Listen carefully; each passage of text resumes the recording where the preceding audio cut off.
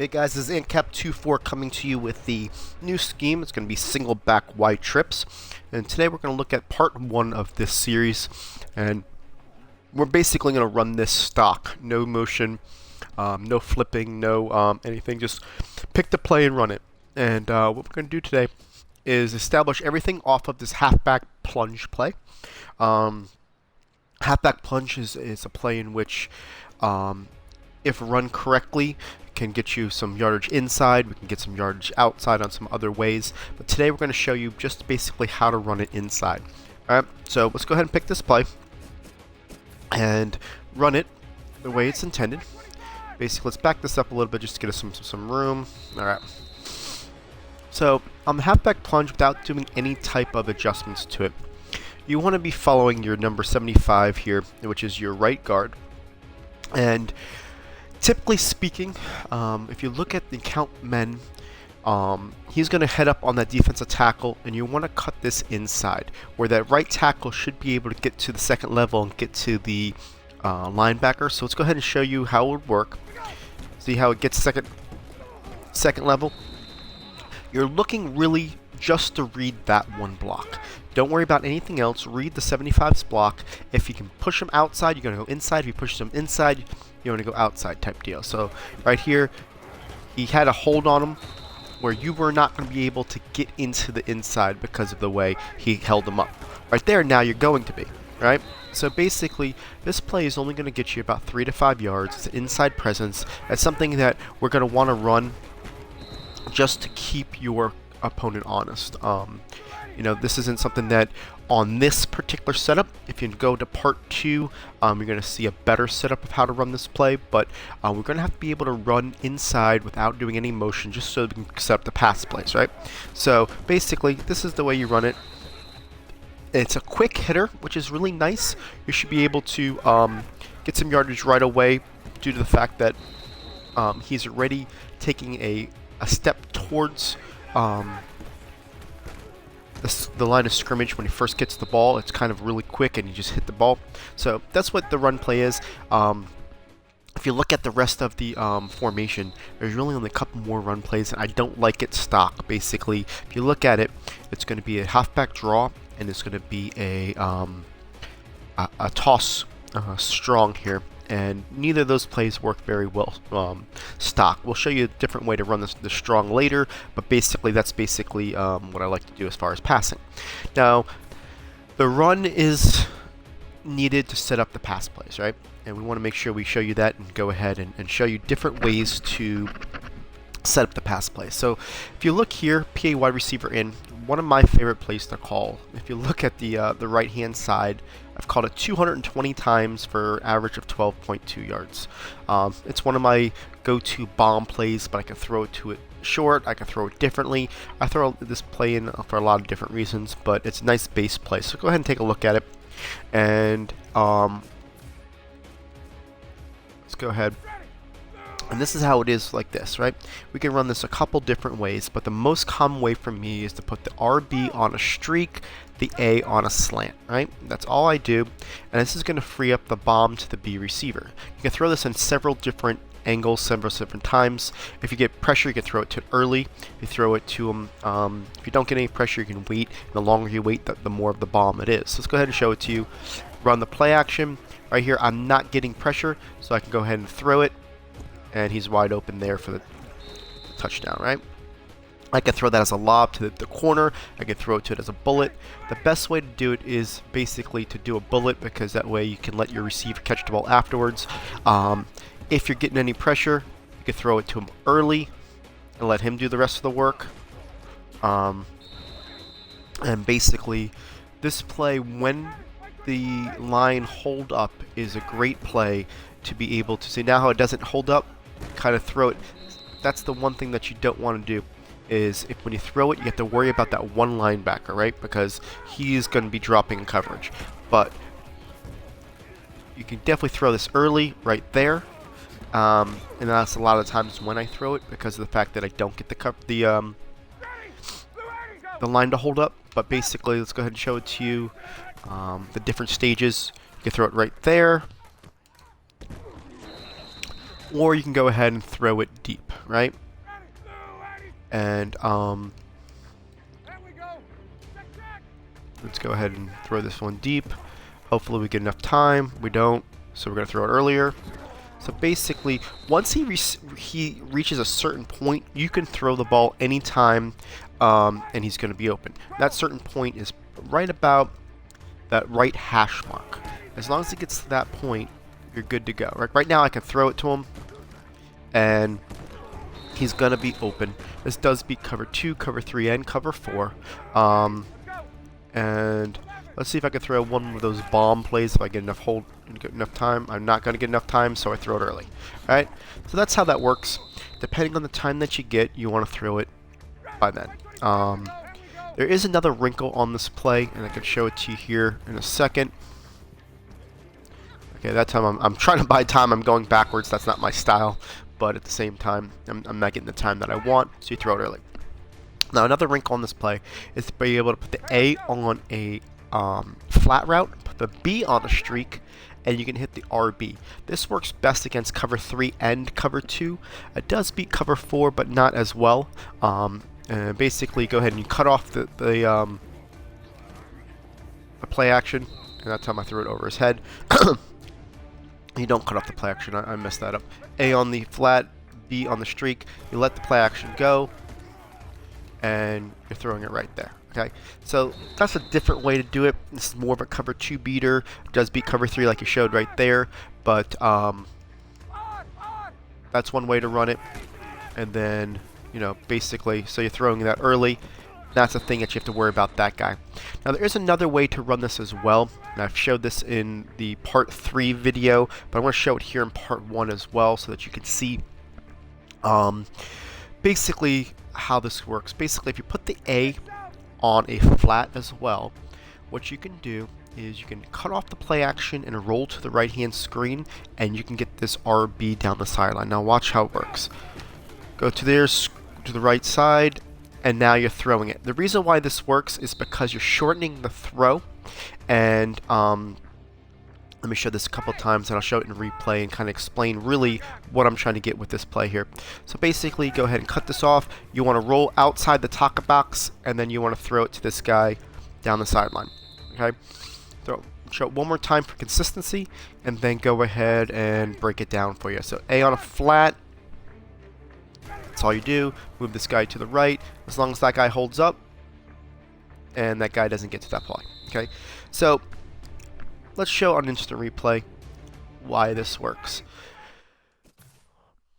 On the right hand side, this receiver's doing this inside release post, right? And the guy that's covering him has deep third of the field. Deep third of the field for him is about 3 yards inside the numbers. So he is the deepest man in his zone right now. He has to honor him first. He continues to be the first man until he exits his zone, which is right about here. See how he's retracting at this point? He's also, probably because I threw the ball as well. Let me see. Nope, I haven't thrown the ball yet. So basically, he's retracting as he's leaving his zone. As you see, I'm outside the tackle box because see how he's getting his feet all jumbled up? He's got to basically turn his hips and then go back the other way. And you see how it slows him down? I'm throwing this ball, and this is the closest he'll get to it, as a bullet to the right-hand side as he goes, right? That's why I have to get out of the tackle box to throw it and do more of a rollout. If I try to throw the ball from this position right here without moving him outside, it's too long of a throw, the guy's going to pick it off. But on this play, if I can get outside the tackle and basically throw, this is very good against, with a mobile quarterback, and make it work. If I can make this work with Matt Ryan, you can make this work with anybody. So basically just the A on the flat and go ahead, get outside the tackle box. As you see how he's going to that guy, and you're throwing to the right receiver. If you time this better, or sometimes he takes the fake a little bit more, what you can do is basically hit him in stride, and the guy's not even close. So that time, see how I'm not going to be able to get there because I didn't get outside? When that happens, you don't want to throw it to that guy, you want to throw it to the B receiver. But I wanted to show it to you at least one way badly so you know it won't work, right? So if you can get behind the tackle receiver, perfect. And see how that just opens it up for a wide open throw? Now, by all means, I'm not showing you this as a base offense. Please understand that that's not how I would teach you how to play, because you can go ahead and you can do a quarterback contain, you can send a corner blitz, you can send an outside blitz, and you're going to be, dead to rights on the right-hand side. But if this is the type of play that you read cover 3, okay, right now it's an easy cover 3 read, or the guy's been doing cover 3 all game, or does cover 3 on first down, second times. Look at this tendency. You can get, and I don't want to call it cheap touchdown because, it was a designed play, but it's definitely a touchdown in which you can catch your player off guard for a lot of yards, right? So, again, cut off the play action, go to the right-hand side, throw it to him right there, and you're good to go, okay? So let's move on from this play. That's just the first play of this series, right? The next play we're going to look at is the stick and nod. I want to run this a couple different ways, kind of show how we can nickel and dime these guys underneath, and opening up some things later down the field. So stick and nod's the play. Let's go call our cover 3, our base defense that we run everything out of and show. And what we're going to do is put the RB on a streak and the B on an in. Okay, that's what the setup's going to be, right? The first play we're going to do is kind of show you how we can beat them a little bit deeper, and then we're going to show you a little bit other ways. So to beat them deeper, we're going to hit this A route once it clears on the cut back up, because it's going to get held up, and there it is, right? And you got a lot of yardage, a lot of room, about a 20-yard play, right? So now we're going to go ahead and do the same exact thing. The RB and a streak, B on an in, and now we're going to hit the in route as soon as he clears, and now we're going to get about 3 or 4 or 5 yards, right? That play works well when you're looking for 3rd and 3 type play, something to keep the chains moving. It's an easy read, and you're guaranteed 4, pretty much 5 every time, right? I'll show it to you one more time, and the reason why is this RB kicks out this one guy right there, throws this underneath, and you're getting it up. And because of the depth of the tight end route, you're able to get underneath. Now, another way to run this, you can do the A on an in, and you can do the Y on a swing to the right, okay? And that's going to get open this RB guy, okay? So what we're going to do, once it comes in, that's again another 3 or 4 yards. It's really, I like to do this more on a two-point conversion play, something to where I just need to get 2 yards, right? The way this works is the A is going to isolate that middle linebacker. The RB is going to benefit from that one guy having to cover the Y receiver on the swing. So it's just a quick, once he makes his in, you're turning it up the field. Okay, it's an easy read, not something that you should have any problems with. All right, let's see here. Mess that up. Okay, A on an in, Y on that. You get an easy read, does the cut inside, and a lot of times you can turn that upfield if you time it right. Okay, so that's another nickel dimer. We're going to go to the doubles China in a play that we're going to kind of show it first with something that we're going to get underneath, and then we're going to show you how we can get a little bit more yardage on this play as well, depending on how you want to run it. Doubles China here, it's the same type philosophy as the last play we just ran, where you're just going to go underneath. It's got the double ins. That B is basically something that has that nice little, it's a really quick cut. It's a quicker cut than an in pattern. But we're going to go ahead and put the RB on a streak. Okay. And that's going to be able to get this B route open, right? So kind of take the inside. Once everything gets, once everything clears out, that B is going to be open underneath. Show it to you one more time. Again, another 3, 4, 5 yard play, just to get your opponent having to respect that they can't just drop coverage. If you do these a lot on first down, you can be able to get 2nd and 6, 2nd and 5, 2nd and 4 type situations, to where now the run and pass are still on the play, right? Okay, so that's the first setup. The second setup is going to be the same thing, RB on a streak. And this time we're going to go to the corner route to A. Now watch how this develops. Once it gets cut, this guy's going to drop, and he's going to throw it. Well, first off, I didn't get the protection. Let's go ahead and try this again. You could definitely go ahead and leave your running back on a block. It's not going to affect the play, so that way you got more protection. You see how wide open A gets? For some reason, On cover 3 and cover 2, cover 4 not so much, this guy reacts to the B route and jumps the B route even though the B route's going to be an inside route. And that leaves the A wide open. So see how he basically jumps that route and he's wide open. So that's a play to trigger off that play. You can go and do an either or read. You can go basically, we can go straight to the B receiver if you need short yardage, and then you can come back the next play, do the same exact setup, or later down the road if you've established that that's a play that you like to go on short yardage, you can go ahead and throw it to the A now, and he's wide open, right? One more play on the same exact setup. You can go ahead and put the RB on a streak. So we got the same setup. Keep your running back in there to block. You can now hit your X receiver as he clears the middle of the field. Okay, that outside post, hopefully you don't get crushed like that guy did. This outside post is a play in which will, as long as you put the RB on a streak to keep that safety backpedaling, you're going to be able to get it in as soon as he clears the middle right there. That's going to beat cover 2, cover 3, and cover 4. Okay, so those are 3 different options on the double China play. Next thing we're going to do is we're going to run the wide receiver screen out of this base formation, and we're going to show it to you more to get your opponent thinking that this is in the playbook, and anytime you have to respect the wide receiver screen, that's an advantage to the offense, right? So we're going to show it a little bit differently though than what you would probably be accustomed to. So that's what it is base, right? How I want to show it to you is I want to put the Y on a curl route. Okay, now you're going to be thinking, why am I going to put Y on a curl route? Okay, the reason why I do that is that middle linebacker on the right hand side. Well, it's going to be an outside linebacker because they're in a nickel, but basically that guy right there.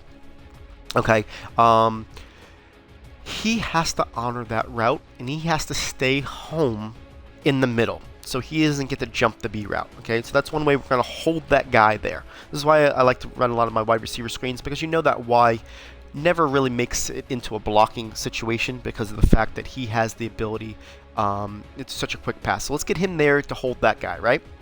The second thing we want to do is we want to put the RB on a fade. Okay, what that's going to do is it's initially going to run right into that DB, and it's going to make him backpedal a little bit, giving your B a little bit more room to catch the ball.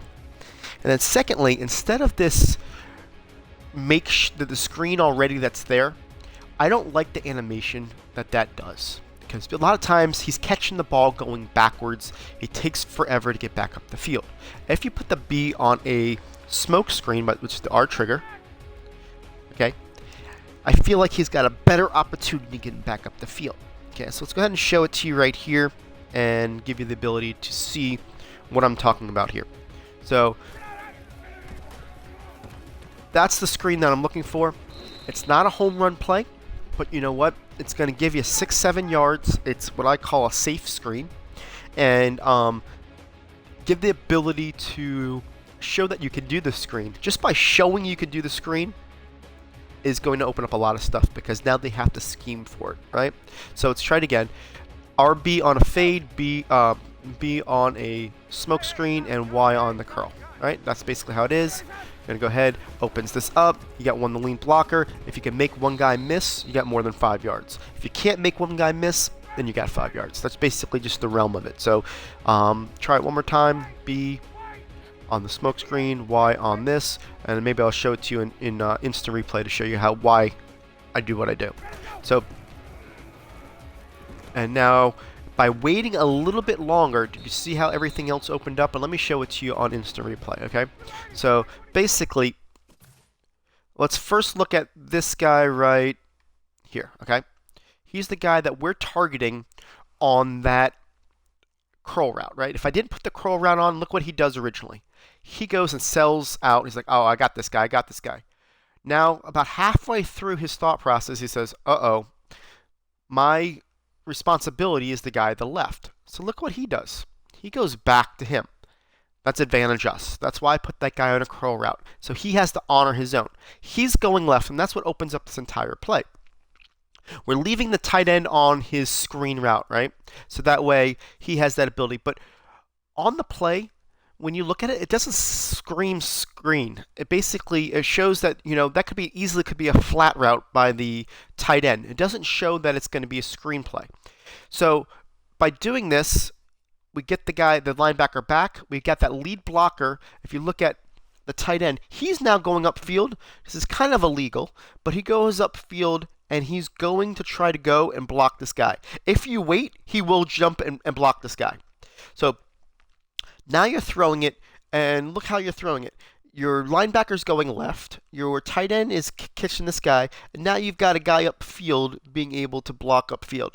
Now you've got a lot more room to run the screen, and it's a safe screen. It's only one player blocking, and it works a lot better. So let's go ahead and show it one more time, normal speed, and then we'll move on to the next play. So basically, to recap, I'm going to put B on a smoke screen, RB on a fade, and Y on a curl. So that's the setup, and we're going to try to go ahead and wait that extra second again to see if it works out better that way, and look at it that way. So go ahead, hold it a second, wait for that guy to go backwards. Now look at the room, and it was a safe screen. This is going to beat your cover 4s. It's going to beat your cover 3s. Your cover 2 is going to be a little bit tougher because that guy is going to be in that zone. What's going to end up happening that way is that your tight end is going to hit that guy, and you have that ability. So that's how we're going to run the wide receiver screen. Like I said, it is definitely a safe screen, but it's definitely something that you can get a lot of yards, and it'll make them worry about it, right? So the next play we're going to look at is slants.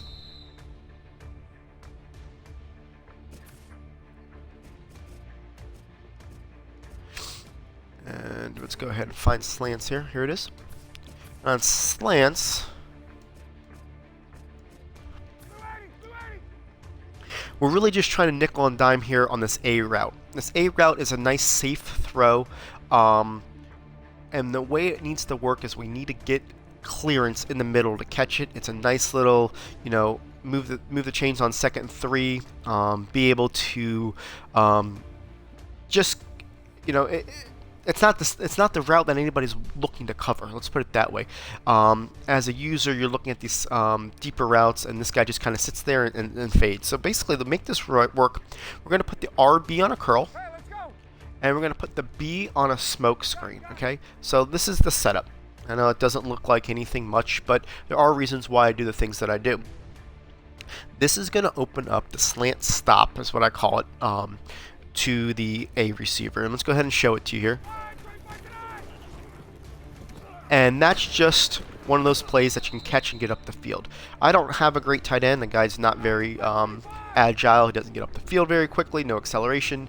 I got like 70-something speed. I think 74, like that. And I still can make it work. And the reason why we do the things we do, the RB in the curl is going to keep that one DB ahead of him at bay, right? Basically, he's not going to go attack this tight end, and he's going to keep more to the right-hand side, especially with the smoke screen on the right-hand side. So we want to keep that guy out of the play, right? So we're trying to drive him away from the play.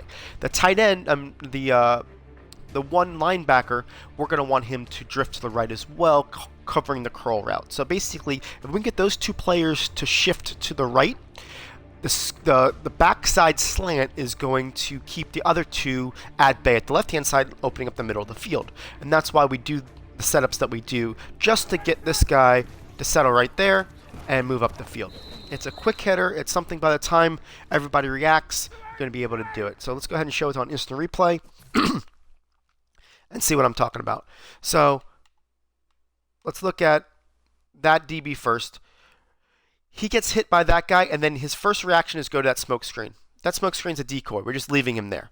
I can quick throw this here if I want, right at this point with that guy right there. If you can see, I have that ability to throw that. To get like 3 or 4 yards if you want to go that route, but that's not the route we're looking for right now. So basically, he hits that guy. Now look at that linebacker right over here. He has to go to that curl route, right? So that's his zone. That opens up that middle of the field. He catches it and he moves up the field. It's just a quick play. It's a nice high percentage play, something that we can just throw in just to get them to respect it. Next play we're going to look at is the Y trail. Y trail we're going to run 2 different ways, but they're going to be playing off of each other. And wide trail right here. I want to show you a route combination not many people look at, but it's something I like against cover 3. And it's really basically the wheel route from the wide receiver to the left hand, from the running back to the left-hand side in combination with a fade, okay? One of these baby fades. The baby fades, it's a stutter step fade, and basically it just gets the defense just slowly progressing backwards, right? And what I like to do is be able to get it to this wheel route on the left-hand side, before the defense can get to it. So he goes up the field, and look at all that room that it covers. This is an 8 to 9 yard consistent throw every time. Basically, no motion, no nothing. Just put the guy on the wheel route. Look at the DB in the slot. His responsibility on a cover 3 is outside flat first, and then he goes and recedes back into like the purple zone. Well, the way a fade takes him, watch how he reacts to the fade, right?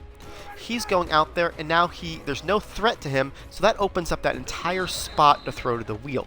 It's a quick hitting play. It's something that you can run it over and over again, and that play is going to open up on cover 3 every single time to the wheel route, right? It's got to be covered manually if they want to do it, or they're going to have to make an adjustment like by putting somebody on man coverage on him, but they're not going to do that the first time. If you run this play over and over again, yeah, absolutely they're going to make adjustments to it. But with everything else that you scheme for, they can run this 1 or 2 times a game, and they don't have a clue that you're going to do it, then they're not going to be able to stop it against that coverage, right? Okay, so that's basically why I did the wheel route. Now let's do the wheel route, and now let's go to the play the way it gets intended, where it's the A receiver that you're trying to get it to. So now that they have to worry about the left side, you can come back on short yardage play and hit your tight end right there. Okay, so what I like to do is maybe on one short yardage play early in the game, I like to put the wheel route and start with that and say, you know what, I'm going to hit this, I'm going to get the yardage, and they're like, oh wow, I didn't even think to cover the running back there. I was looking at everybody else. The next time they come out and you think that you're in the same formation, you're on the same similar short yardage play, all eyes are going to be on the wheel route. They're going to see it, oh, wheel, wheel, wheel, wheel. Now you're throwing it here. Okay? Just ways to set up your plays. So that's why I use the wide trail play. And the last play on the first series for the single back wide trips is going to be the curls play.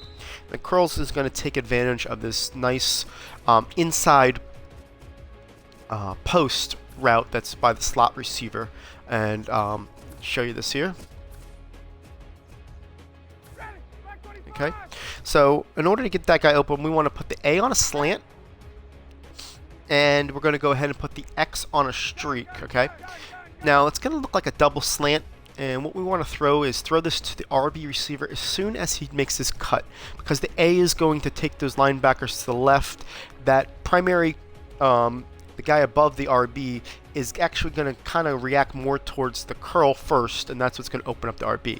So you want to throw it to him, actually right there. That time, the guy took a nice angle to it, so you had him in the middle. So I want to read that. Normally, it's actually a quicker throw, but let's go ahead and show it to you and see, what I'm talking about is the quick throw. Right there's the quick throw, right? That time, he went ahead and reacted to the slant. So the throws there, you just basically want to make sure that you read that linebacker to make sure that he is reacting the way you want. Right now, quick throw, and it's right there. So it's a nice little quick hitter that you can sneak in and be able to beat your opponent when they're not expecting that guy from that slot position to do a post pattern. So guys, so that is part 1 to the wide trips scheme that we're doing on a series with the Denver Broncos playbook. Stay tuned for part 2 and part 3. Those will be dropping on the same time here in about a week's time here in the middle of November. So appreciate it, guys, and thanks for watching.